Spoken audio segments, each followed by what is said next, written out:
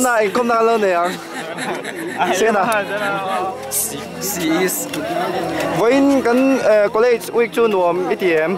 Hostel week khi ở trang khung khóc mẹ hay. College week ni Lovin. College week chu ni là wa anh nuông khóc mẹ. Anh Xem report rồi. Ni anh ni lấy một vẻ đấy cái câu còn sẽ rằng. Hay anh ni là he hostel week khi mình trong cái đây tụi mình. Tu lâu chú cái chú nó. Mình tiêu đó. Hey hostel week hay là hiện kurapu lo lâu vậy à? Lok.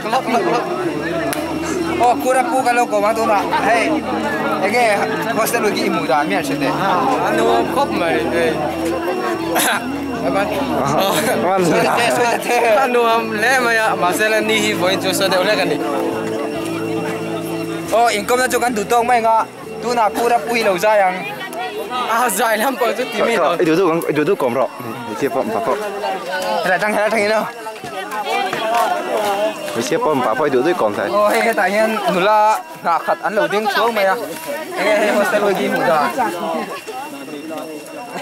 Mùi đàn chú. Trong thầy lâu này nula mùi đàn kan sấy đâu.